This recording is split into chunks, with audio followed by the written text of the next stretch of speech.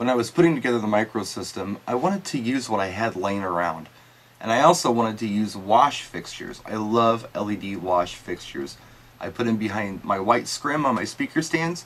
It creates a cool effect on the scrim itself, and it washes the dance floor. Now what I've never liked is when people have exposed LEDs with nothing filtering that harsh light. If you look right into an LED, it's bright, especially if you look into like a 5-watt LED, which is what we're going to be looking at today.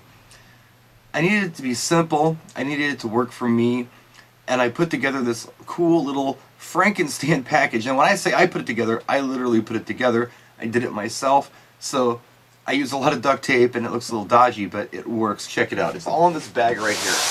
This bag I pick up and I go.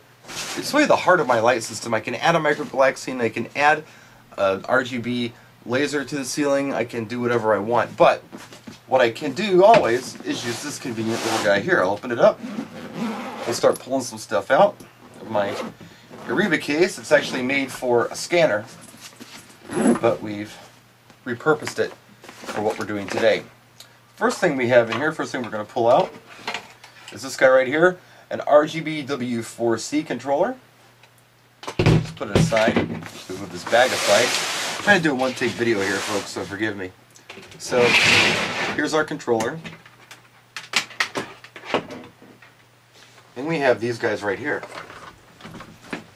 These are flat par QA5Xs. See, the lenses on these are bigger than the lenses on the standard QA5. It was an improvement done shortly after the first production run. Now this is part of something else that needs to come out. It kind of got stuck.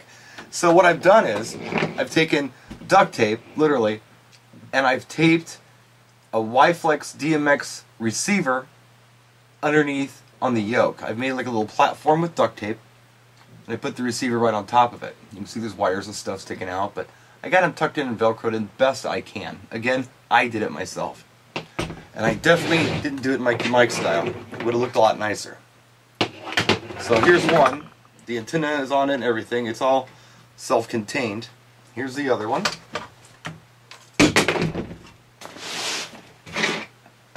We're going to take that out in a minute. I leave the power cables on them.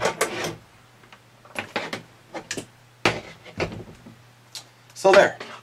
I'll just stick it over there for now. Also, we have, of course, a Y-Flex DMX transmitter right here with a DMX cable already attached to it. Normally I have an IEC cable attached to this as well, but not today for demonstration purposes. I actually have it over here because I ran out of outlets for this demonstration. So this is what I do.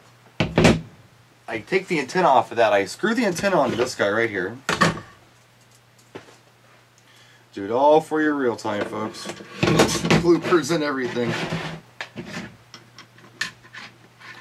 And then, after I get this guy on here, I go ahead and plug this into the DMX cable into my DMX out of my RGB W4C controller. Now, by the way, these lights, they're 5-watt LEDs, red, green, blue, and amber, 1 1/4 watt for each color. Very bright stuff. That's why I picked them. I thought, if I've got to make a small system, let's go with the brightest lights I have right now, and these are the ones that are super bright. Anyhow, now all we have to do is plug in all the AC and everything should power up. So I've got an AC extension cord over here. And by the way, a lot of you may be thinking to yourselves, well, Brian, it'd probably be easier if you went ahead and did battery-powered lights. That may or may not be true. See, the thing is that on my micro system, I have to run AC to the speakers anyway.